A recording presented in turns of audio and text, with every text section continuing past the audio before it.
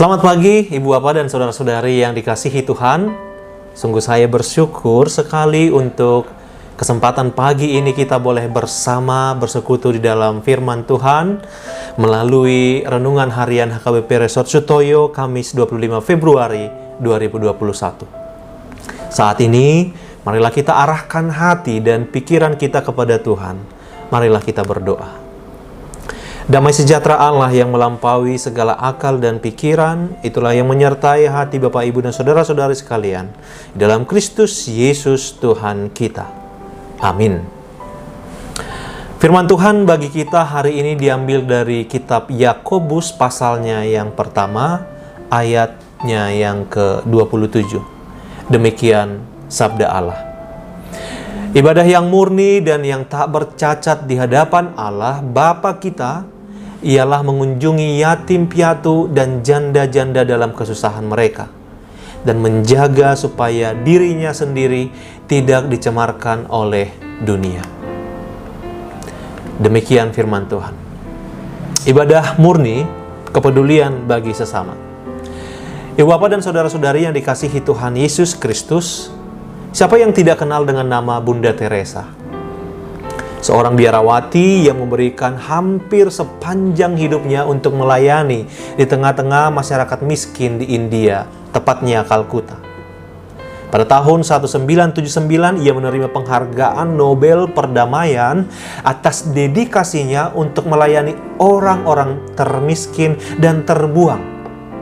Melayani orang yang lapar, gelandangan, orang buta, pincang, lepra, sakit penyakit lain, orang yang telanjang. Bukan hanya itu, ia juga memeluk bayi-bayi yang terbuang saat itu dengan penuh kasih. Ia ada bagi orang yang tidak dicintai, tidak diinginkan, tidak diperhatikan, atau orang-orang tertolak. Begitu luar biasanya pelayanan yang dilakukan oleh Bunda Teresa, sehingga ketika dia meninggal pada tanggal 5 September 1997, pada usia yang ke-87 tahun, seluruh dunia berduka. Bahkan upacara pemakamannya dihadiri 15.000 orang dan juga dihadiri berbagai petinggi dari 23 negara. Apa yang melatar belakangi sehingga Bunda Teresa mau melakukan itu? Jawabannya adalah bahwa ia memiliki keyakinan bahwa Yesus Kristus juga hidup pada setiap orang miskin, gelandangan, orang kecil, orang terbuang, terkucil, tidak dicintai, tidak diinginkan, dan orang-orang tertolak. Sehingga ketika ia melakukan suatu pelayanan bagi mereka, maka ia memaknainya sebagai suatu tindakan melayani Tuhan, dan itu adalah ibadah yang sejati baginya. Saudara yang dikasihi Kristus, sekarang bagaimana dengan kita? Bagaimana pemaknaan kita terhadap ibadah? Seringkali kita memakai kata ibadah ketika kita ingin mengatakan bahwa kita akan pergi ke gereja, mengikuti pertangyangan week. Bagi anak sekolahan mungkin mengikuti roh kris atau rohani Kristen di sekolah-sekolah. Bagi mahasiswa mengikuti persekutuan mahasiswa Kristen atau PMK, maupun PAK, persekutuan alumni Kristen. Namun, apakah sebenarnya arti ibadah? Apakah ibadah hanya kegiatan yang biasa kita lakukan di gereja dan persekutuan saja? Dari ayat renungan hari ini, kita bisa menemukan bahwa ibadah bukan soal pertemuan rohani yang kita datangi, tapi soal hidup yang kita jalani. Bagaimana kita menjalani kehidupan itu? Ditunjukkan dengan kepedulian kepada sesama, terlebih bagi orang-orang kecil yang membutuhkan pertolongan.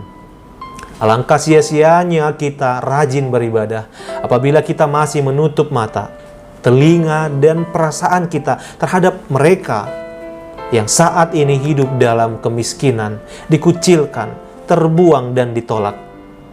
Yakobus mengatakan, ibadah yang murni dan tak bercacat di hadapan Allah Bapa kita ialah mengunjungi yatim piatu dan janda-janda dalam kesusahan mereka dan menjaga supaya dirinya sendiri tidak dicemarkan oleh dunia.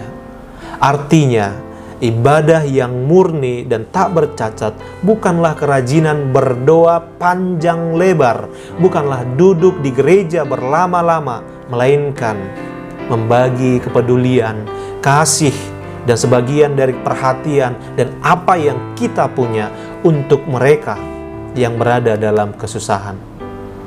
Saudara yang dikasihi Tuhan Yesus Kristus, mungkin kita merasa tidak memiliki kemampuan untuk melakukan seperti yang dilakukan oleh Bunda Teresa. Tetapi saya percaya melalui firman Tuhan hari ini, kita akan gerakkan untuk bisa membagi perhatian, kasih, kepedulian, dan bantuan lainnya kepada saudara-saudara kita yang membutuhkan pertolongan. Tidak usah menunggu berhasil dulu, naik jabatan dulu, kaya dulu, mendapat berkat dulu. Tetapi mulailah dengan apa yang ada saat ini juga. Dari hal yang termudah, yaitu mulailah berikan hatimu pada sesama. Maka otomatis tindakanmu akan mengikuti secara seksama. Amin. Kita berdoa. Ya Tuhan Allah, kami sungguh bersyukur untuk kasih-Mu yang selalu baru setiap hari. Kami akan melanjutkan berbagai aktivitas kami hari ini. Ajar kami untuk menjadikannya sebagai ibadah memuliakan Engkau. Amin.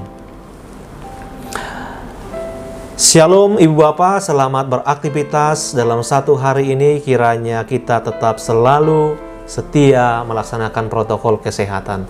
Tuhan Yesus memberkati.